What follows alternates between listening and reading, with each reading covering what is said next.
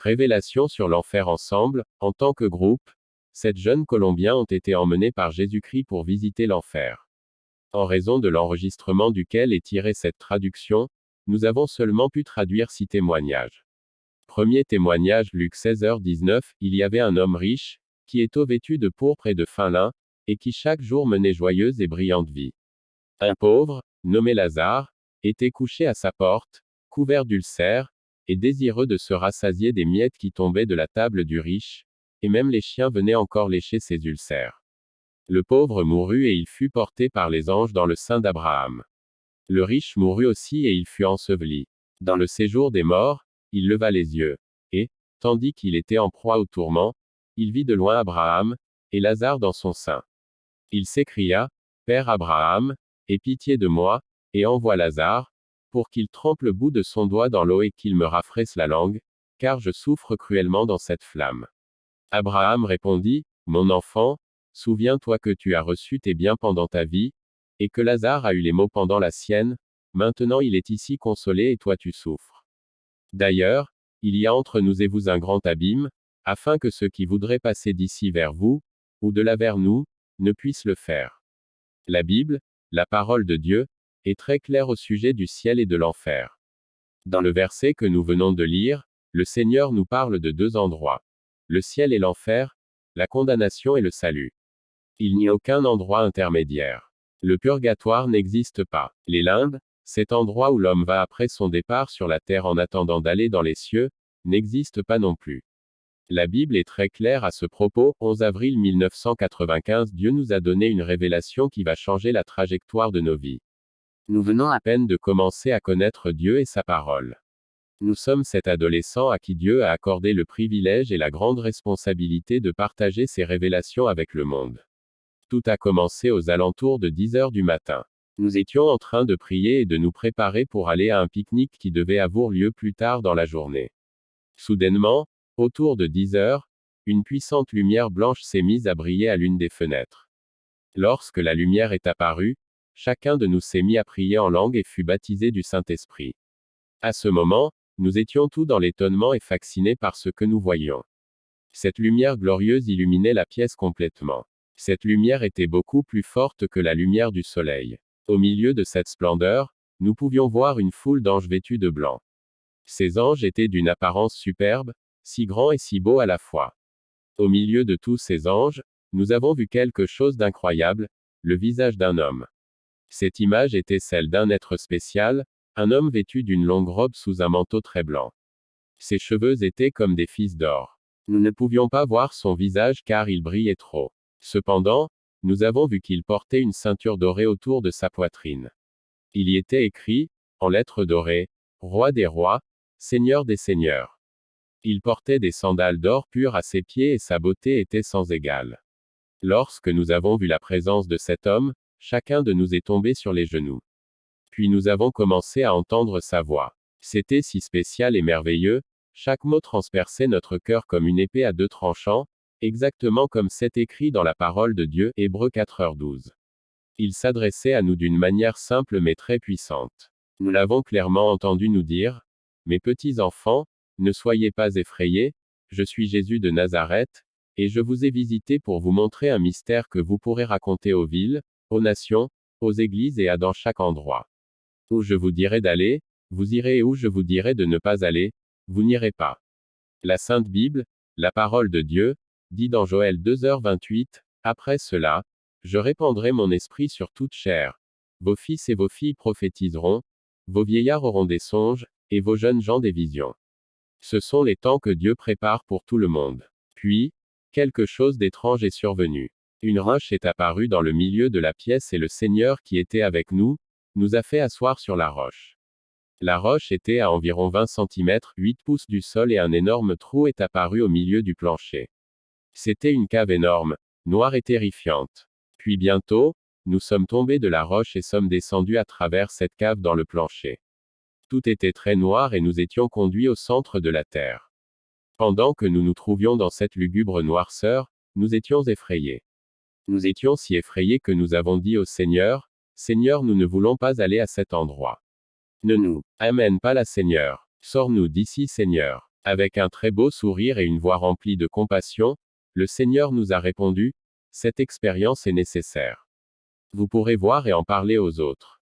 Nous étions dans un tunnel qui avait la forme d'une corne. Puis nous avons commencé à voir des ombres, des démons et des figures qui déambulaient d'une place à l'autre. Nous continuions toujours à descendre plus profondément. En seulement quelques secondes, nous avons ressenti un grand vide et une grande peur. Nous sommes finalement arrivés près de quelques cavernes et près d'horribles portes. Ça ressemblait à un labyrinthe. Nous ne voulions pas aller à l'intérieur. Nous percevions aussi une odeur horrible et une chaleur étouffante. Une fois entrés là, nous avons vu des choses terribles, des images effrayantes. La totalité de l'endroit était engloutie sous les flammes et le corps de millions de 3 personnes se trouvait au milieu d'elles. Ils souffraient une grande tourmente. Cette vision était si horrifiante. Nous ne voulions pas voir ce qui nous était montré. L'endroit était divisé en différentes sections de châtiment et de souffrance. L'une des premières sections que le Seigneur nous a permis de voir était la vallée des chaudrons, c'est le nom que nous lui avons donné. Il y avait des millions de chaudrons incrustés au sol, chacun était bouillant de lave.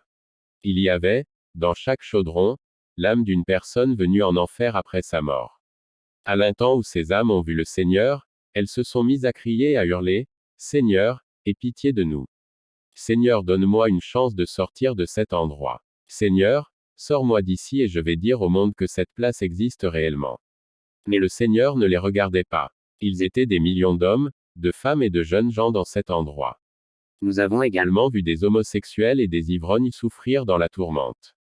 Nous voyions tous ces gens crier à cause de leur grande souffrance, nous étions sous le choc de voir à quel point leur corps était détruit. Les vers entraient et sortaient de leur bouche, de leurs oreilles et de leurs yeux désorbités. Les vers pénétraient aussi au travers leur corps. Cela concorde avec ce verset dans la parole de Dieu, Ésaïe 66/24 et quand on sortira, on verra les cadavres des hommes qui se sont rebellés contre moi, car leur ver ne mourra point et leur feu ne s'éteindra point, et ils seront pour toute chair un objet d'horreur. Aussi, dans Marc 9h44, où leur ver ne meurt point, et où le feu ne s'éteint point. Nous étions tout simplement horrifiés de regarder ce que nous avions devant les yeux. Il y avait des flammes de 3 à 5 mètres, 9 à 12 pieds de haut. Et dans chaque flamme se trouvait l'âme de quelqu'un décédé, et atterri en enfer. Le Seigneur nous autorisa à regarder un homme qui se trouvait à l'intérieur de l'un des chaudrons. Il était à l'envers et la chair de son visage pendouillait en morceaux. Il restait là à regarder le Seigneur attentivement. Et puis il s'est mis à crier et à appeler Jésus. Il a dit, Seigneur, aie pitié. Seigneur, donne-moi une chance. Seigneur, sors-moi de cet endroit. Mais le Seigneur Jésus ne voulait pas le regarder. Il lui a simplement tourné le dos. Lorsque Jésus a fait cela, l'homme a commencé à le maudire et à blasphémer son nom. Cet homme était John Lennon, membre du satanique groupe de musique, les Beatles. John Lennon était un homme qui se moquait et riait du Seigneur durant sa vie. Il disait que le christianisme était pour disparaître et que Jésus-Christ serait oublié de tous. Cependant, cet homme est aujourd'hui en enfer et Jésus-Christ est vivant. Le christianisme n'a pas disparu non plus. Comme nous commencions à marcher sur les bords de cet endroit, les âmes étiraient leurs mains vers nous, suppliant pour de la pitié. Ils demandaient à Jésus de les sortir de là, mais le Seigneur ne voulait pas les regarder. Puis nous avons commencé à passer au travers différentes sections. Nous sommes venus dans la section la plus terrible de l'enfer, là où se déroulent les pires tourments, le centre de l'enfer. La forme la plus concentrée des tourments que l'être humain ne peut même pas exprimer. Les seules personnes qui se trouvaient dans cet endroit étaient ceux qui avaient déjà connu Jésus et la parole de Dieu. Ils étaient jadis pasteurs, évangélistes, missionnaires et toute cette catégorie de personnes qui avaient un jour accepté Jésus et connu la vérité, mais qui vivaient une double vie. 4. Il y avait aussi des rétrogrades, leur souffrance était 1000 fois pire que n'importe qui d'autre. Ils criaient et suppliaient le Seigneur pour de la pitié, mais la parole de Dieu dit, dans Hébreux 10h26-27, car si nous péchons volontairement après avoir reçu la connaissance de la vérité, il ne reste plus de sacrifice pour les péchés, mais une attente terrible du jugement et l'ardeur d'un feu qui dévorera les rebelles. Ces gens étaient là car bien qu'ils prêchaient, jeûnaient, chantaient et élevaient leurs mains dans l'église, il en était tout autrement dans la rue et à la maison. Ils étaient adultères, fornicateurs, menteurs et voleurs. Nous ne pouvons pas mentir à Dieu. La Bible dit que l'on demandera beaucoup à celui à qui on a beaucoup donné et on exigera davantage de celui à qui l'on a beaucoup confié. Luc midi 48. Dieu nous a aussi autorisé à voir deux femmes qui avaient un jour été des sœurs chrétiennes sur la terre mais qui ne vivaient pas une vie juste devant le Seigneur. L'une disait à l'autre, « Sois maudite misérable. C'est de ta faute si je suis dans cet endroit. Tu ne m'as pas prêché le saint évangile. Et parce que tu ne m'as pas parlé à propos de la vérité, je suis maintenant ici en enfer. » Elles pouvaient se dire ces choses au milieu des flammes et elles se détestaient l'une et l'autre car il n'y a pas d'amour, de pitié et de pardon en enfer. Ils étaient des milliers d'âmes qui avaient connu la parole de Dieu, mais leur vie n'était pas propre devant la sainte présence du Seigneur. Vous ne pouvez pas jouer avec Dieu, ni avec les flammes de l'enfer non plus. C'est exclamé le Seigneur, il nous aussi dit, mes fils, toutes les souffrances qu'il y a sur la terre, concentrées en une seule place, ne sont rien, rien comparé avec la souffrance qu'une personne éprouve en enfer. S'il n'en demeure pas moins que c'est atroce pour ceux qui souffrent le moins en enfer, imaginez combien pire c'est, pour ceux qui sont au centre de l'enfer, eux qui un jour ont connu la parole de Dieu mais qui ont marché éloignés d'elle. Puis le Seigneur nous a dit que nous pouvions jouer avec le feu sur la terre mais jamais avec le feu en enfer. Nous continuions à marcher à travers différents endroits et le Seigneur nous a montré plusieurs personnes différentes. Nous pouvions voir que les gens subissaient approximativement 6 sortes de châtiments différents. Il y avait des âmes tourmentées par des démons avec toutes sortes de punitions. L'une de ces terribles punitions était leur propre conscience qui disait, « Tu te rappelles lorsqu'il te prêchait, tu te souviens lorsque tu entendais la parole de Dieu et qu'il t'informait au sujet de l'enfer. Tu riais à propos de ça. » Leur propre conscience les tourmentait, tout comme les vers qui traversaient leur corps et comme le feu qui les brûlait des milliers et des milliers de fois plus que ce que nous connaissons sur la terre. C'est la récompense que le diable a pour tous ceux qui le cherchent et le suivent. La parole de Dieu dit dans Apocalypse 21/8, « Mais pour les lâches, les incrédules, les abominables, les meurtriers, les impudiques, les enchanteurs, les idolâtres et tous les menteurs, leur part sera dans les temps ardents de feu et de soufre, ce qui est la seconde mort. » Ensuite le Seigneur nous a montré un homme qui avait tué 6 personnes. Ces 6 personnes l'entouraient et lui criaient, « C'est de ta faute si nous sommes ici, ta faute. » Le meurtrier tentait de boucher ses oreilles car il ne voulait pas les écouter, mais il ne parvenait pas à ne pas les entendre car en enfer, tous nos sens sont beaucoup plus sensibles. 5 Les âmes, dans ce lieu, étaient tourmentées par une soif intolérable. Et il n'était absolument pas possible de satisfaire cette soif, comme l'histoire de Lazare et de l'homme riche dans la Bible, Luc 16h19. L'homme riche qui s'est retrouvé en enfer désirait seulement une petite goutte d'eau. La parole du Seigneur dit dans Ésaïe 34/9, « Les tourments d'Édom seront changés en poix, et sa poussière en soufre, et sa terre sera comme de la poix qui brûle. » Dans ce lieu, chaque âme était au milieu du feu. Les gens voyaient des mirages de rivières d'eau cristalline au milieu du feu, mais lorsqu'il essayait de les atteindre, les rivières se transformaient en feu. Il voyait aussi des arbres remplis de fruits duquel s'échappait de l'eau, mais lorsqu'il tentait de les prendre, il se brûlait les mains et les démons les ridiculisaient. Puis Dieu nous a conduits vers un endroit bien pire que celui que nous venions de visiter. Nous avons vu le lac de feu et de soufre. Sur un côté de ce lac, il y en avait un plus petit. Dans le plus petit, se trouvaient des millions et millions d'âmes qui pleuraient et imploraient la pitié du Seigneur. Ils lui disaient, « Seigneur, s'il vous plaît, fais-nous sortir d'ici, ne serait-ce que pour un petit moment. S'il vous plaît, donne-moi la chance de sortir. » Cependant, le Seigneur ne pouvait rien faire pour eux car leur jugement avait déjà eu lieu. Parmi ces millions et millions de personnes, le Seigneur nous a permis de se concentrer sur un homme qui avait la moitié de son corps submergé dans le lac de feu. Le Seigneur nous a laissé entendre et connaître ses pensées. Le nom de cet homme était Marc. Nous étions abasourdis par les paroles que cet homme se disait en lui-même.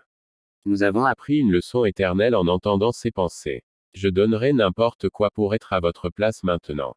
Je donnerai n'importe quoi pour revenir sur la terre seulement une minute.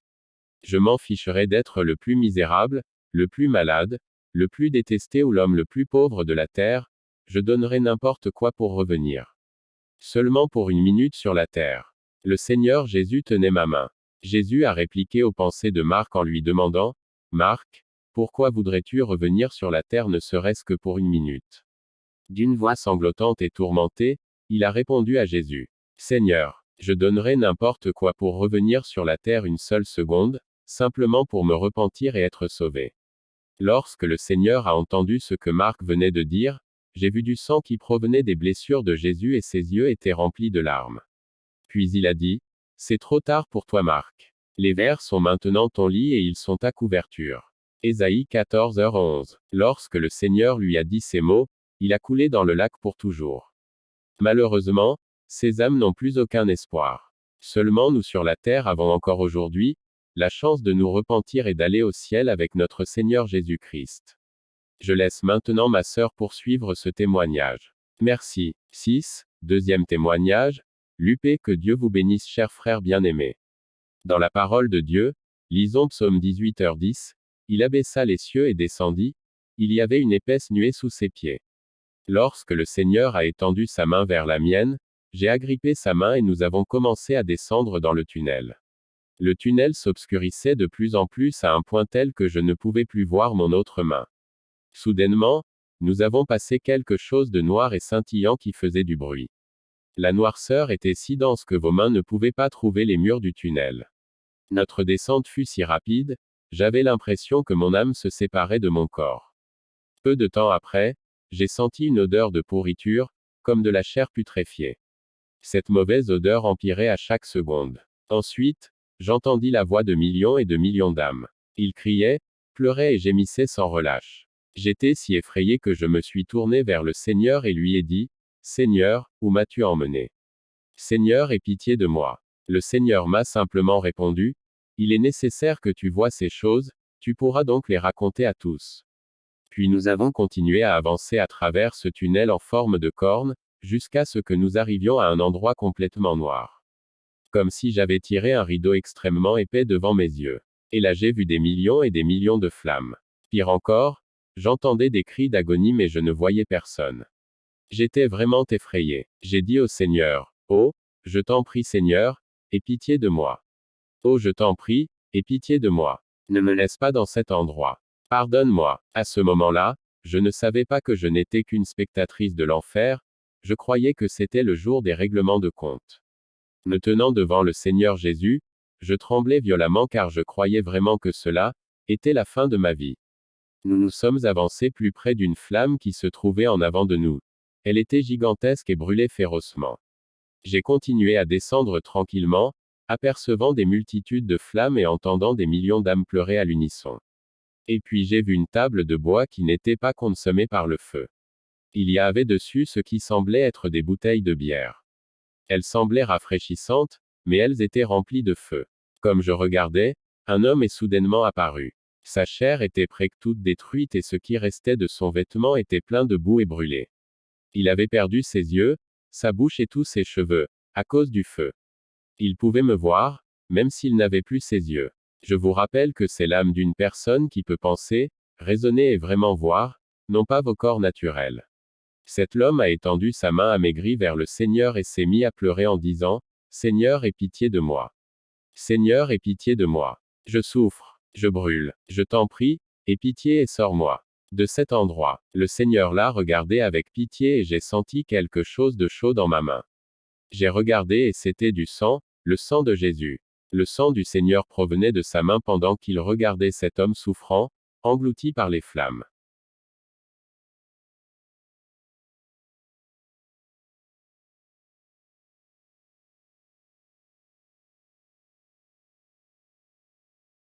Puis l'homme a tourné son regard en direction de la table et marché jusqu'aux bouteilles. Il a s'est emparé d'une bouteille mais pendant qu'il s'apprêtait à y boire, du feu et de la fumée s'échappaient d'elle. Il a reculé sa tête et s'est mis à hurler comme je n'avais jamais entendu auparavant. Il criait avec une telle douleur et une telle souffrance, puis il s'est mis à boire ce qu'il y avait dans la bouteille. Mais la bouteille était remplie d'acide et sa gorge fut complètement détruite par cet acide. Vous pouviez voir l'acide passer à travers son estomac et le ravager. Le chiffre 666 était gravé sur le front de cet homme. Il y avait une sorte de plaque de métal sur sa poitrine qui demeurait intacte malgré les vers ou la chaleur du feu. Il y avait certaines lettres écrites sur la plaque, mais nous ne comprenions pas leur signification. Le Seigneur, dans sa grande miséricorde, nous en a donné l'interprétation. Je suis ici car je suis un ivrogne. Il implorait le Seigneur pour de la pitié, mais la parole de Dieu est très claire lorsqu'elle nous dit, dans 1 Corinthiens 6h10, ni les voleurs, ni les cupides, ni les ivrognes, ni les outrageux, ni les ravisseurs, n'hériteront le royaume de Dieu. Le Seigneur m'a montré les dernières heures de cet homme sur la terre, exactement comme un film. Je voyais comme un gros écran de télévision qui me montrait ces dernières secondes avant sa mort.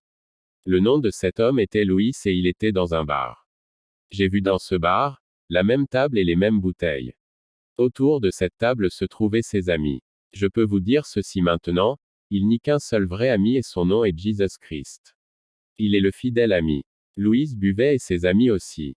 Son meilleur ami a pris une bouteille, l'a brisée et il a commencé à poignarder Louis. Lorsqu'il a vu Louis gisant sur le sol, il s'est sauvé. Louis s'est vidé de son sang jusqu'à la mort. La chose la plus terrible c'est qu'il est mort sans le Seigneur. Au milieu de tout ça, alors que toutes ces âmes en enfer hurlaient, j'ai demandé au Seigneur, s'il te plaît dis-moi, est-ce que cet homme te connaissait? Était-il au courant de ton salut? Tristement, le Seigneur m'a répondu, oui Lupé, il me connaissait. Il m'avait accepté comme son sauveur, MAISL il ne me servait pas.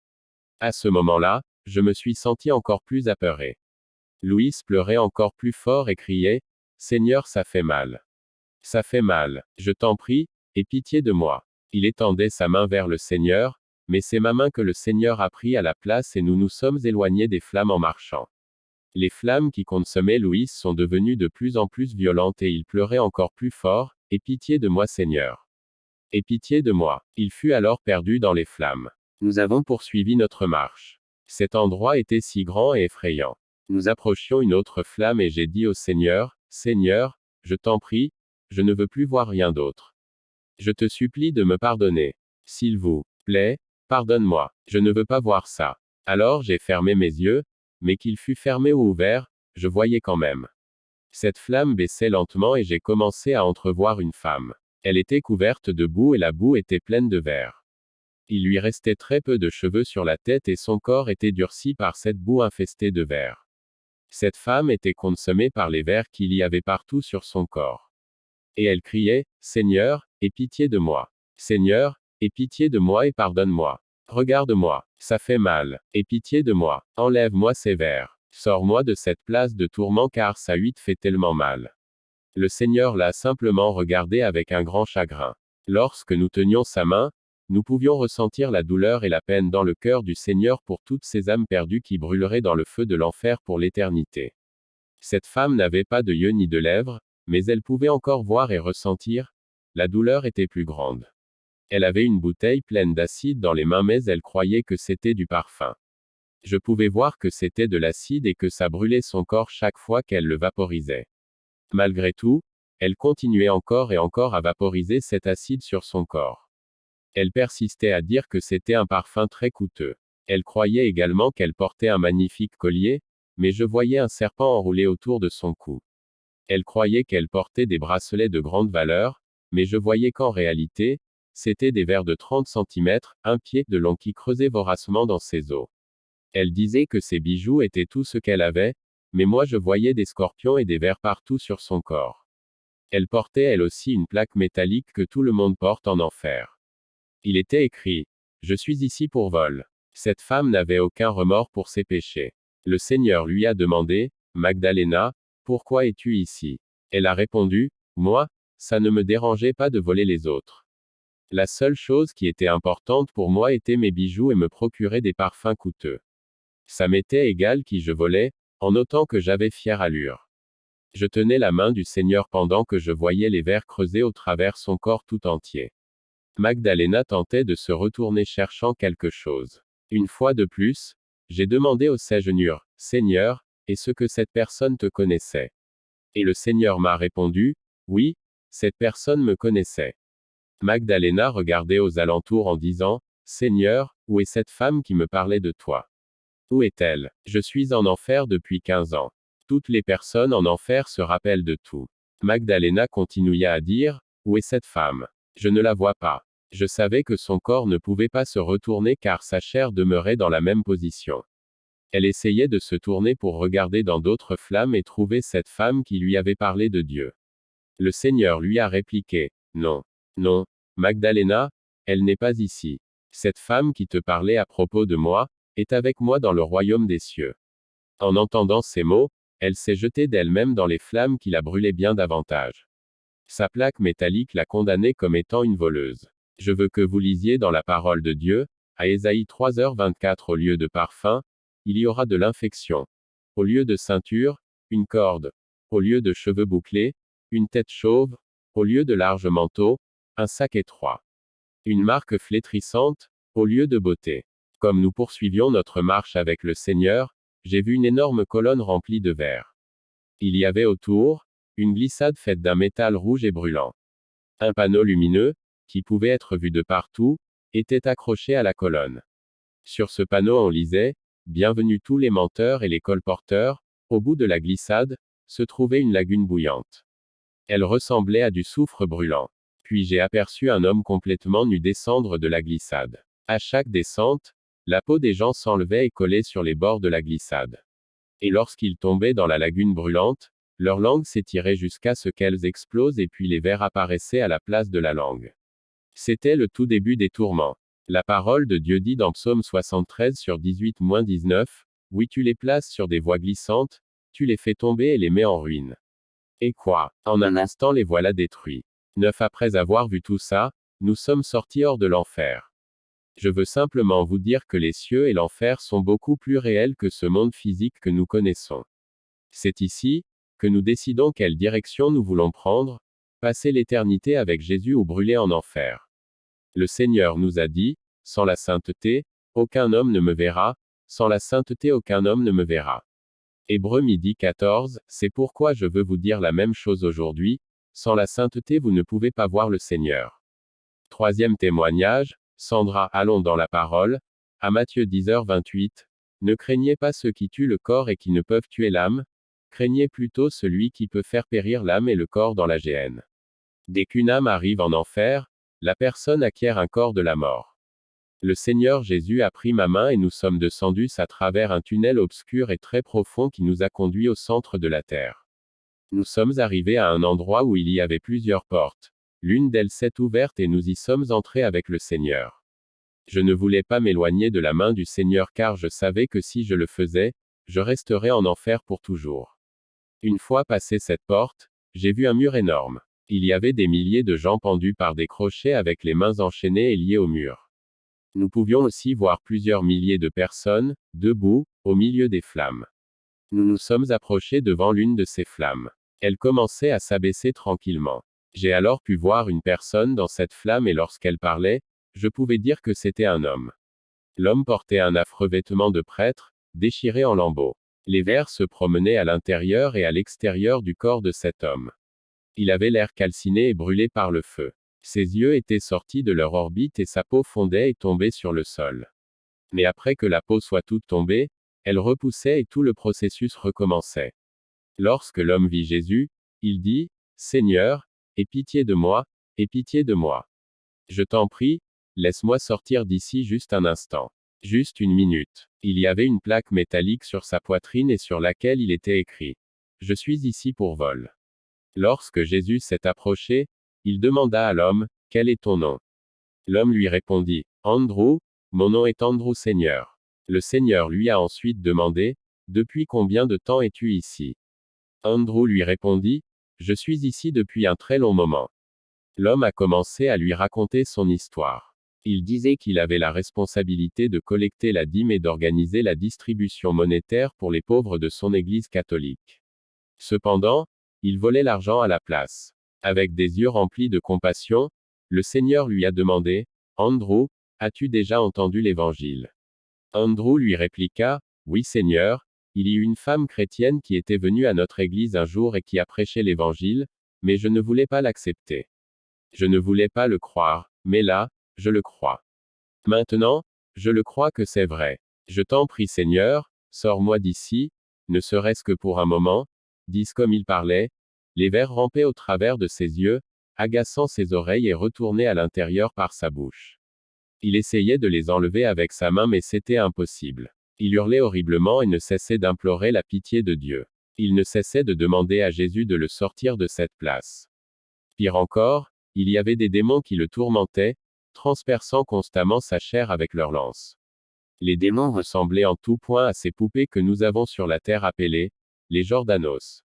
J'ai vu ces poupées en enfer, mais elles n'étaient plus des poupées. Elles étaient vivantes et démoniaques. Elles mesuraient environ près d'1 mètre de haut et avaient des dents très tranchantes. Du sang sortait de leur bouche et leurs yeux étaient complètement rouges. Elles poignardaient Andrew avec toute leur force et tous ceux qui étaient dans cette partie de l'enfer. Voyant cela, je demandai au Seigneur comment cela pouvait être possible qu'une poupée sur la terre soit exactement pareille à ce démon. Le Seigneur me répondit que ces démons étaient des esprits de tristesse. Continuant notre chemin, nous voyions des milliers de personnes dans la souffrance. Dès qu'une âme apercevait le Seigneur, elle essayait de le rejoindre de ses mains chétives. Je remarquai une femme qui commença à crier lorsqu'elle vit le Seigneur. Elle hurlait, « Seigneur, s'il te plaît, aie pitié de moi. Sors-moi de ce lieu. » Elle souffrait énormément et étendait sa main vers le Seigneur. Elle ne cessait de l'implorer de la sortir de là une seule petite seconde. Elle était complètement nue et couverte de boue. Ses cheveux étaient sales et les vers rampaient de haut en bas sur son corps. Elle essayait de les enlever, mais chaque fois qu'elle réussissait à en éloigner quelques-uns, ils se multipliaient encore plus nombreux. Les vers mesuraient environ 15 à 20 cm de long. La parole de Dieu dit dans Marc 9h44, « Dans le feu qui ne s'éteint point, où leur ver ne meurt point et où le feu ne s'éteint point. » C'était terrible de voir cette femme et d'entendre ses cris pendant que les vers mangeaient sa chair avec voracité. Il y avait une plaque métallique sur sa poitrine qui ne pouvait pas être détruite par les flammes. On y lisait, « Je suis ici pour fornication. » Dans la même veine que son péché, cette femme était forcée de forniquer en enfer avec un gros serpent dégoûtant.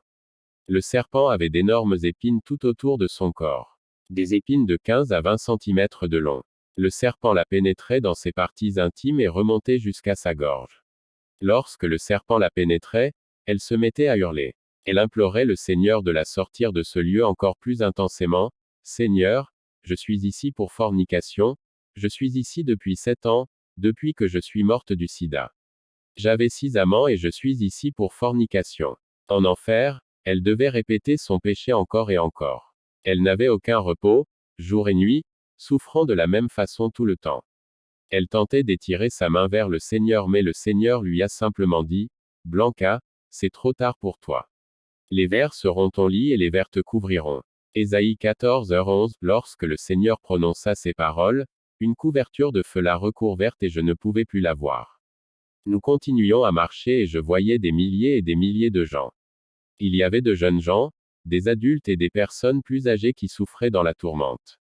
Nous sommes arrivés dans un lieu qui ressemblait à une énorme piscine de feu remplie de milliers d'hommes et de 11 femmes.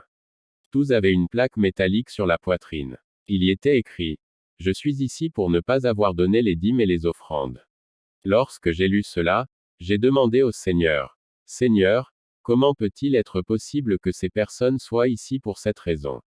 Le Seigneur me répondit, « Oui, car ces gens pensaient que la dîme et les offrandes n'étaient pas importantes bien que ma parole dise que c'est un commandement. » Dans Malachie 3/8-9 il est écrit, « Un homme trompe-t-il Dieu? Car vous me trompez, et vous dites, en quoi t'avons-nous trompé? Dans les dîmes et les offrandes. Vous êtes frappés par la malédiction et vous me trompez, la nation tout entière. » Le Seigneur m'expliqua que lorsque son peuple retient les dîmes, cela entrave le travail du Seigneur et ainsi l'évangile ne peut être prêché. Les personnes, dans ce lieu, souffrent 1000 fois plus que les autres car elles connaissaient la parole de Dieu et lui ont désobéi. Poursuivant notre chemin, le Seigneur me montra un homme. Je pouvais le voir à partir de sa taille jusqu'à sa tête. J'eus alors une vision qui me montra comment il était mort. Il s'appelait Rogelio. Il se trouvait dans sa voiture lorsqu'une personne s'est approchée près de lui pour lui prêcher l'évangile et lui donner une Bible. Mais Rogelio a ignoré l'avertissement de cette personne et a poursuivi son chemin sans savoir que sa voiture serait percutée quelques minutes plus tard. Sa voiture tomba dans un précipice et Rogelio mourut peu après. Lors de l'accident, la Bible s'ouvrit à Apocalypse 21/8, mais pour les lâches, les incrédules, les abominables, les meurtriers, les impudiques, les enchanteurs, les idolâtres, et tous les menteurs, Leur part sera dans les temps ardents de feu et de soufre, ce qui est la seconde mort. Lorsque Rogelio lut ce verset, il mourut et arriva en enfer. Il était là depuis seulement un mois et avait encore de la chair sur son visage. Cependant, il souffrait comme tous les autres. Au début, il ne savait pas pourquoi il était en enfer. Je crois que lorsque ce chrétien s'est approché tout près de sa voiture, c'était la dernière chance pour Rogelio d'accepter le Seigneur Jésus. De la même manière que plusieurs ont déjà eu l'opportunité de l'accepter. Aujourd'hui, je vous invite à ouvrir vos cœurs à Jésus. Il est le seul chemin, la vérité et la vie, Jean 4/6. C'est seulement à travers lui que nous pouvons être sauvés dans le royaume des cieux, Actes 4h12. Le Seigneur nous demande aussi de suivre ses voies dans la sainteté et l'honneur. Que Dieu vous bénisse. Quatrième témoignage. Dieu vous bénisse, frère. Lorsque le Seigneur a pris ma main, je pouvais voir que je me tenais sur une roche et derrière nous, j'ai vu un ange. Nous avons commencé à descendre à travers un tunnel à une vitesse incroyable. Rapidement, je me suis tourné et j'ai vu que l'ange était parti. Je me suis senti très effrayé. J'ai demandé au Seigneur, Seigneur, où est l'ange? Pourquoi n'est-il plus ici? Le Seigneur a dit, il ne peut pas venir où nous allons. Nous continuions à descendre et soudainement, tout s'est arrêté abruptement, comme un ascenseur. Je voyais plusieurs tunnels. Nous sommes venus dans celui dont ma sœur Sandra vous a parlé. Ce tunnel où les gens étaient suspendus de la tête par des crochets et enchaînés à la taille. Le mur où se trouvaient les gens, semblait infiniment long. Des millions de personnes étaient accrochées à ce mur. Ces gens avaient des vers sur tout leur corps. J'ai regardé au devant et j'ai vu qu'il y avait un autre 12 murs, exactement pareil comme l'autre. J'ai alors dit au Seigneur, Seigneur, il y a tellement de gens dans ce lieu. Instantanément, un verset est apparu dans mon intelligence, un verset que je n'arrivais pas à reconnaître. Le Seigneur m'a dit, le séjour des morts et l'abîme sont insatiables. Proverbe 27/20, nous avons quitté ce lieu et sommes arrivés à un endroit que nous appelions, la vallée des chaudrons. Ces chaudrons étaient remplis d'une boue bouillante. Nous nous sommes approchés de l'un d'eux.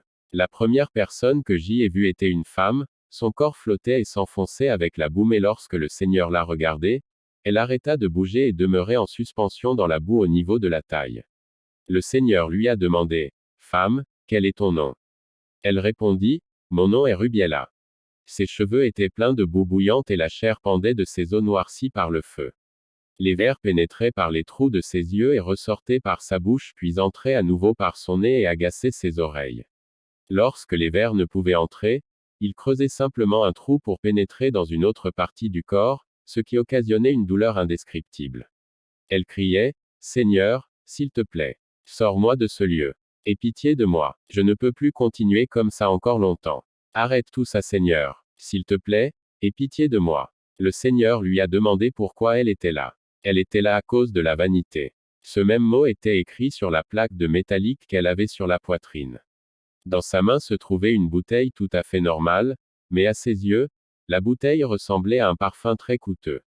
Rubiela devait prendre la bouteille qui était remplie d'acide, et en asperger tout son corps.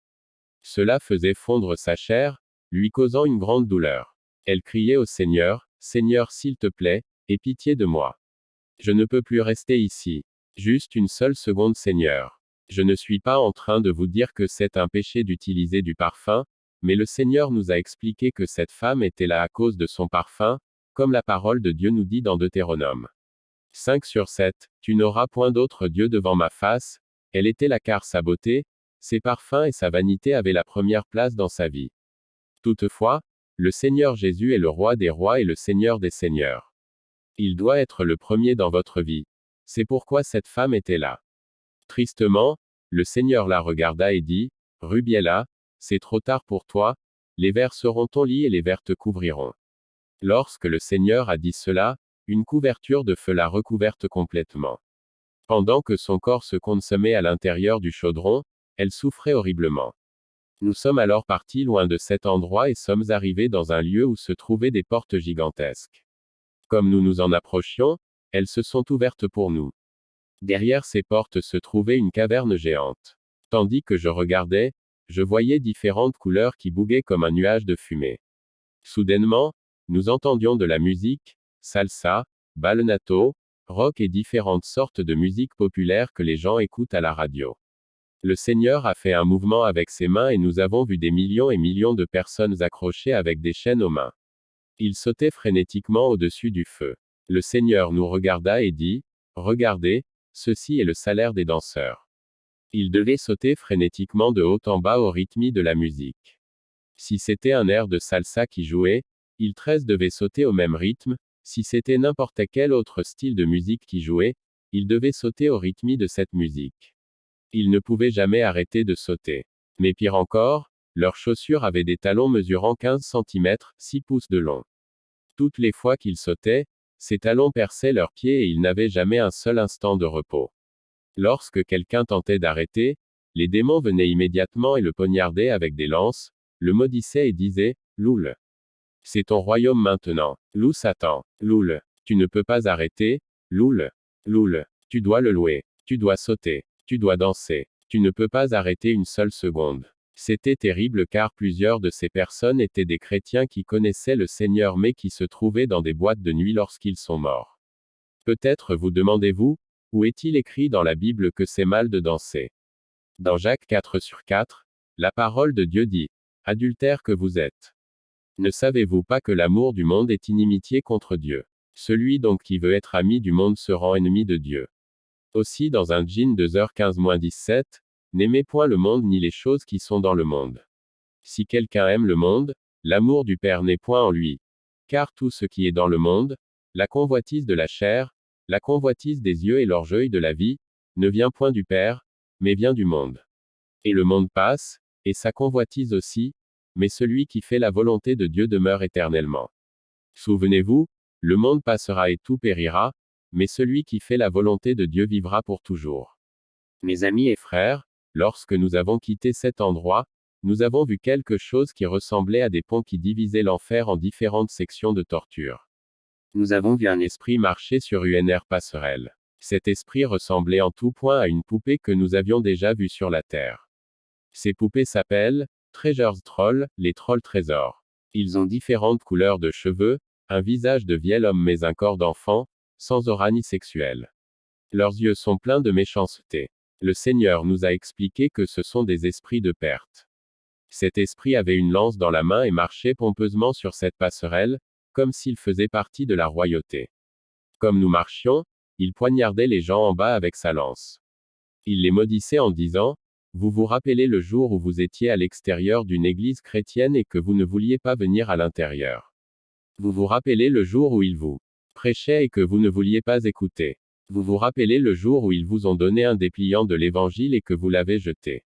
Les âmes perdues tentaient de boucher l'endroit où se trouvaient jadis leurs oreilles. Ils répliquaient aux démons, tais-toi. Tais-toi, ne m'en dis pas plus.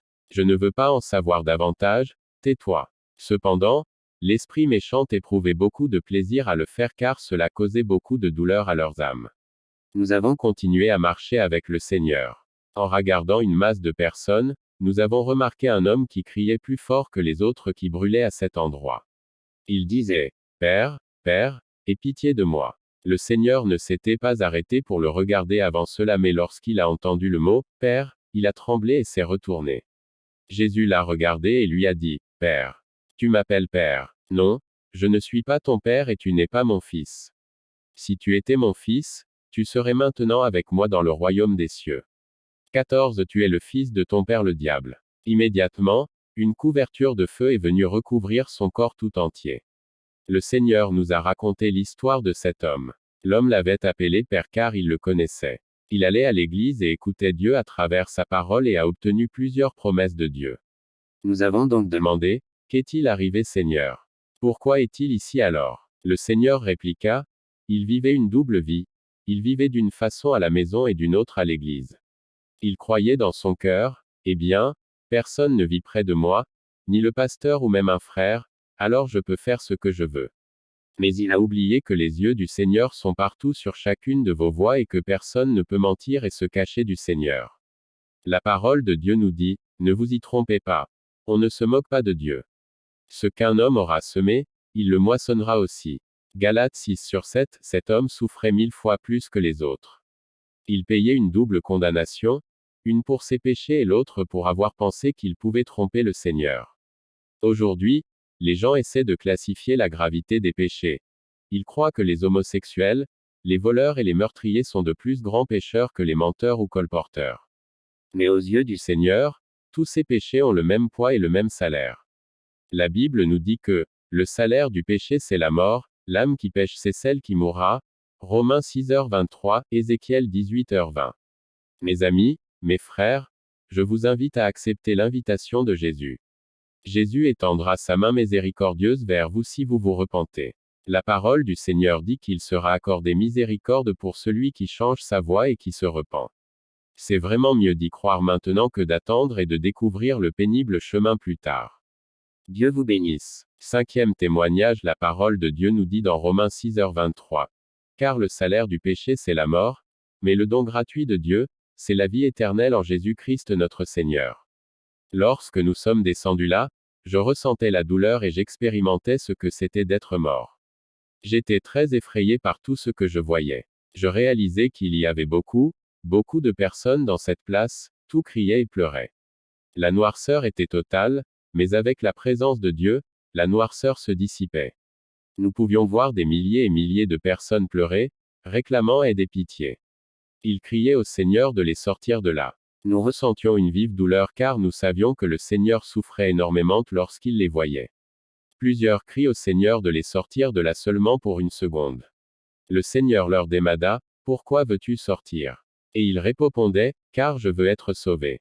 Je veux me repentir et être sauvé. » Cependant, c'était trop tard pour eux. Chers auditeurs qui m'écoutez en ce moment, maintenant est la seule opportunité de choisir votre destination éternelle. Vous pouvez choisir un lieu de salut éternel ou un lieu éternel de condamnation. Nous sommes ensuite descendus plus loin. Je pouvais voir que le sol sur lequel nous marchions était en train de se faire détruire par le feu. Boue et flammes s'en échappaient. Il y avait aussi 15 partout, une terrible odeur. Nous étions renversés et nauséeux à cause de cette odeur et des cris de ces gens. Nous avons vu un homme au loin qui était profondément ancré dans la boue brûlante à partir de sa taille. Toutes les fois qu'il levait ses bras, la chair sur ses os tombait dans la boue. Nous pouvions aussi voir une fumée grise à l'intérieur de son squelette. Nous avons demandé au Seigneur ce que c'était. Ce genre de fumée se retrouvait dans chaque personne en enfer. Le Seigneur nous a dit que c'étaient leurs âmes emprisonnées à l'intérieur de leur corps pécheur, comme il est écrit dans Apocalypse 14h11, et la fumée de leur tourment monte au siècle des siècles. Et ils n'ont de repos ni jour ni nuit, ceux qui adorent la bête et son image, et quiconque reçoit la marque de son nom. Nous avons commencé à comprendre plusieurs choses que nous ignorions sur la terre. Le message le plus clair était que notre vie sur la terre détermine où nous passerons l'éternité. Comme nous marchions main dans la main avec le Seigneur, nous réalisions que l'enfer comportait différents lieux avec différents niveaux de torture. Nous sommes venus dans un endroit où se trouvaient plusieurs prisons remplies d'âmes tourmentées. Ces âmes étaient tourmentées par plusieurs sortes de démons. Les démons maudissaient les âmes en leur disant, « Tu es maudit misérable, loup Satan. Sers-le comme tu le faisais lorsque tu étais sur la terre. » Ces âmes souffraient terriblement à cause des vers, et le feu était comme un acide sur tout leur corps.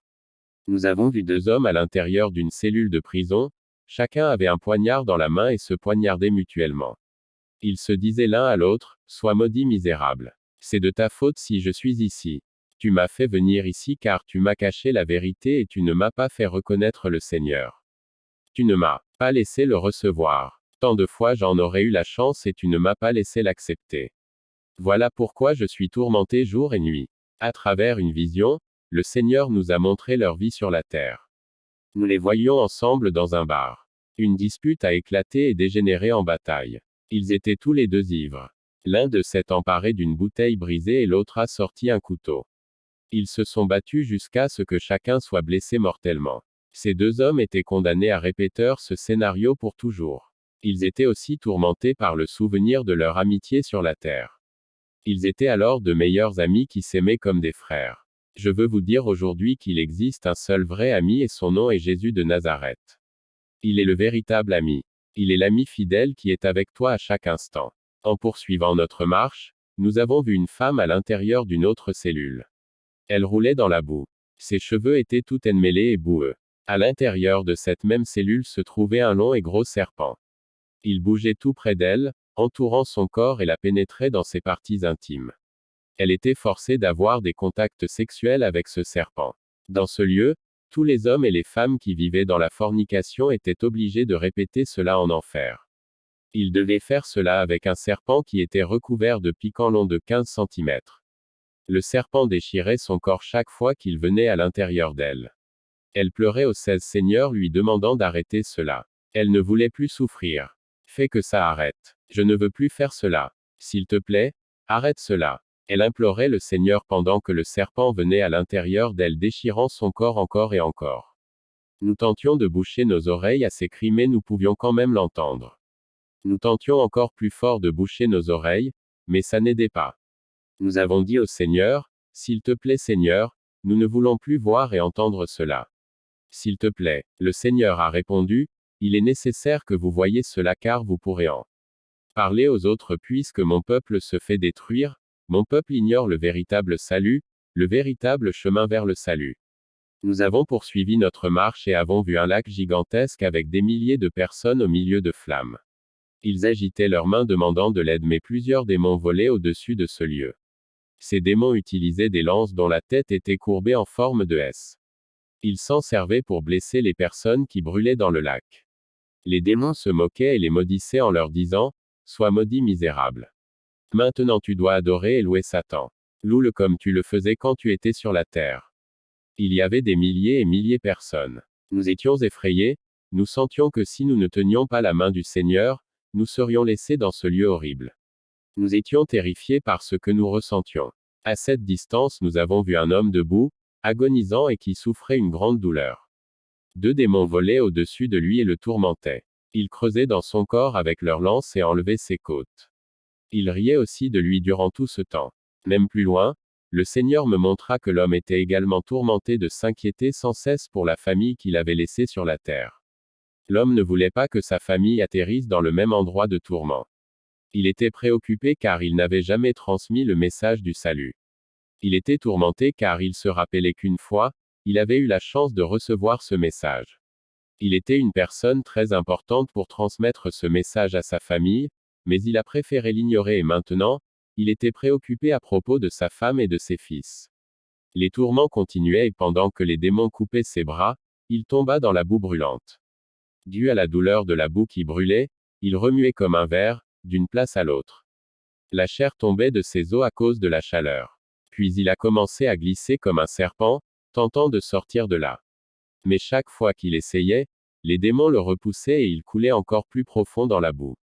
Nous avons ensuite vu un nombre de démons dans un endroit. Quelque chose a capté mon attention, j'ai remarqué que l'un des démons avait une aile manquante. J'ai demandé au Seigneur, « Seigneur, pourquoi ce démon a-t-il une aile manquante ?»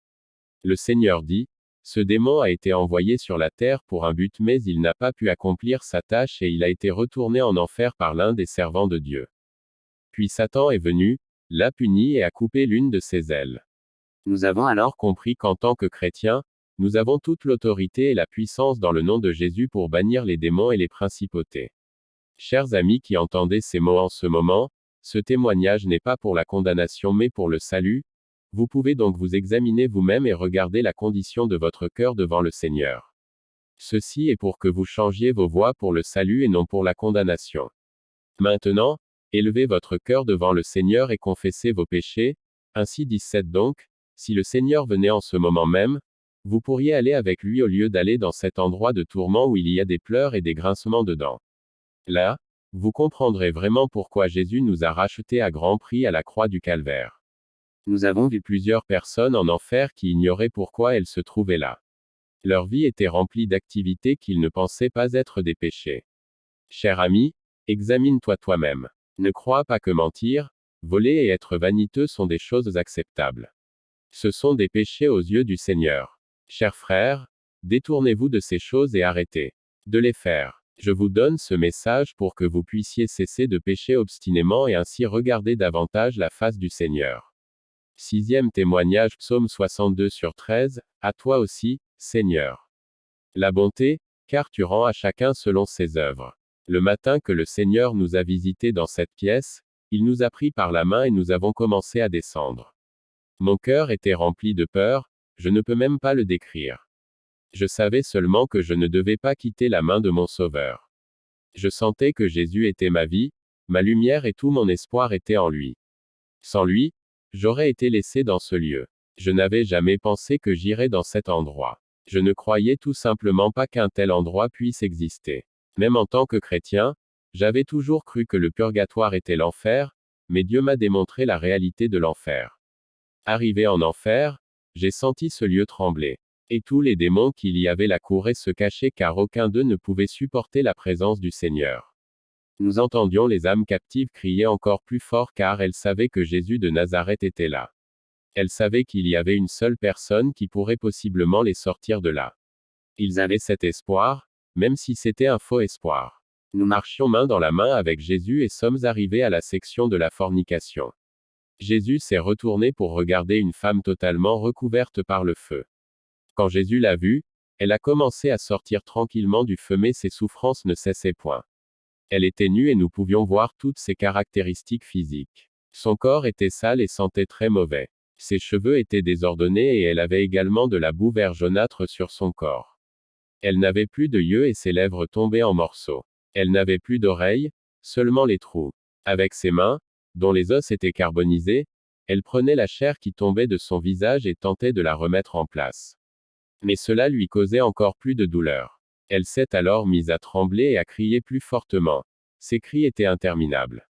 Elle était pleine de vers et un serpent était enroulé autour de ses bras. Il était très épais et avait des épines autour de son corps.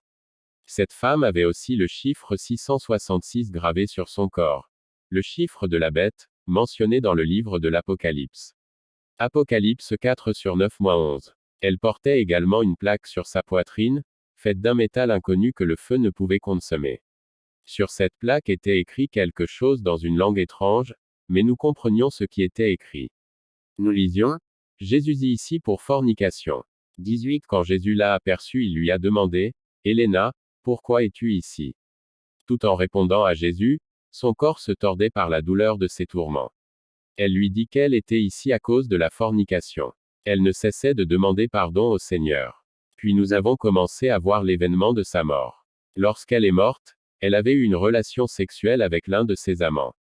Elle croyait que l'homme avec qui elle vivait était parti en voyage. Toutefois, il revint de son travail et la trouva au lit avec quelqu'un d'autre. Il s'est alors dirigé vers la cuisine, s'est emparé d'un gros couteau et l'a enfoncé dans le dos d'Helena. Elle est décédée et fut amenée en enfer de la même manière qu'elle est morte, flambant nue. En enfer, tout est matérialisé. Il y avait donc encore ce gros couteau dans son dos, lui causant une douleur atroce. Elle était en enfer depuis 7 ans et pouvait se rappeler chaque instant de sa vie et de sa mort. Elle se souvenait aussi de cette fois où quelqu'un avait tenté de lui prêcher au sujet de Jésus lui affirmant qu'il était le seul qui pouvait la sauver. Mais maintenant, c'était trop tard pour elle et pour tous ceux en enfer. La parole de Dieu parle beaucoup de la fornication, elle est très claire à ce sujet. Forniquer, c'est avoir des relations sexuelles en dehors du mariage. 1 Corinthiens 6h13, les aliments sont pour le ventre, et le ventre pour les aliments. Et Dieu détruira l'un comme l'autre. Mais le corps n'est pas pour l'impudicité. Il est pour le Seigneur, et le Seigneur pour le corps. Aussi dans 1 Corinthiens 6h18, fuyez l'impudicité. Quelque autre péché qu'un homme commette, ce péché est hors du corps. Mais celui qui se livre à l'impudicité pêche contre son propre corps. Quand Jésus eut fini de parler avec elle, elle fut recouverte d'une grosse couverture de feu et nous ne pouvions plus la voir. Toutefois nous entendions le bruit de sa chair qui brûlait et d'horribles cris. Je ne peux même pas les décrire avec des mots. Poursuivant notre marche avec le Seigneur, il nous montra tous les gens qu'il y avait là, les idolâtres, ceux qui utilisaient et pratiquaient la magie, les immoraux, les adultères et les homosexuels. Nous étions si effrayés. Nous voulions tant quitter cet endroit. Mais Jésus continuait à dire qu'il était nécessaire que l'on voie tout cela car nous pourrions en parler aux gens pour qu'ils puissent croire. Nous marchions donc avec Jésus, tenant sa main encore plus fortement. Nous sommes arrivés dans une section qui m'a fait une très grande impression. Nous avons vu un jeune homme de 23 ans, suspendu à la taille au milieu du feu. Nous ne pouvions pas voir précisément quel châtiment il souffrait mais nous voyions le chiffre 666 gravé sur lui. Il portait également une plaque métallique sur sa poitrine qui disait « Je suis ici pour être normal ». Lorsqu'il a vu Jésus, il a étendu ses mains vers lui, implorant sa miséricorde. La parole de Dieu dit dans Proverbe 14h12, telle voie paraît droite à un homme, mais son issue c'est la voie de la mort. Lorsque nous avons lu la plaque qui disait, je suis ici pour être normal, nous avons demandé au Seigneur, Seigneur, comment ça? Est-ce possible que quelqu'un vienne dans ce lieu pour cette raison? Point d'interrogation. Puis Jésus lui a demandé, Andrew, pourquoi es-tu ici? Il a répondu, Jésus, lorsque j'étais sur la terre, je croyais que c'était seulement le vol et le meurtre qui étaient des péchés et c'est pour cela que je n'ai jamais tenté d'être près de toi. Dans Psaume 9h18 il est écrit, les méchants se tournent vers le séjour des morts, toutes les nations qui oublient Dieu. 19 Andrew a fait une grave erreur en classifiant les péchés, comme plusieurs personnes de nos jours. La Bible est très claire lorsqu'elle affirme que le salaire du péché c'est la mort, mais que le don gratuit de Dieu c'est la vie éternelle. Romains 6h23 de plus, lorsque la Bible parle à propos des péchés, ils ne sont jamais classifiés par ordre de gravité car chacun d'eux sont tout simplement des péchés. Andrew avait eu la chance de connaître et d'accepter Jésus mais il n'a pas pris l'opportunité que Dieu lui a donnée.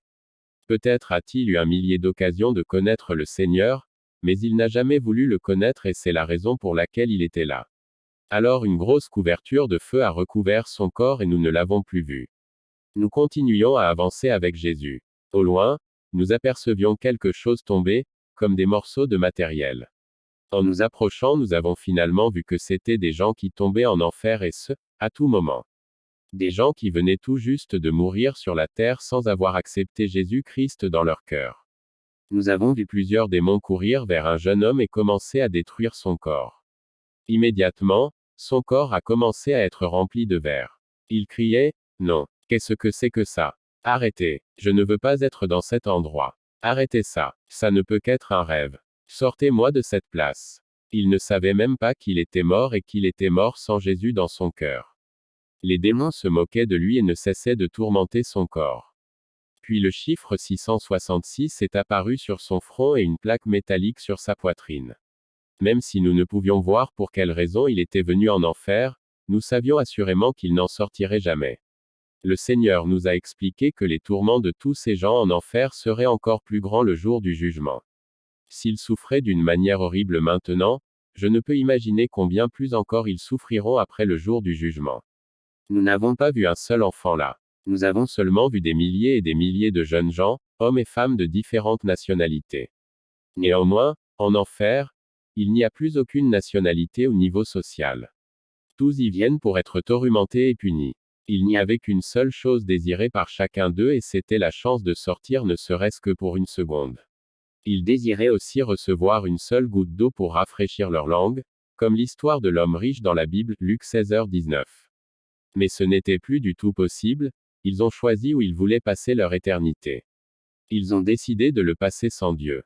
Dieu n'envoie jamais personne en enfer, tous y viennent par leurs propres actions. Dans Galates 6/7, ne vous y trompez pas. On ne se moque pas de Dieu. Ce qu'un homme aura semé, il le moissonnera aussi. Aujourd'hui même, vous avez cette grande opportunité de changer votre destinée éternelle. Jésus est encore disponible et la Bible dit que tant que nous avons la vie, nous avons l'espoir. Aujourd'hui vous avez la vie, ne manquez pas cette opportunité, elle pourrait être la dernière. Dieu vous bénisse. Révélation sur l'enfer.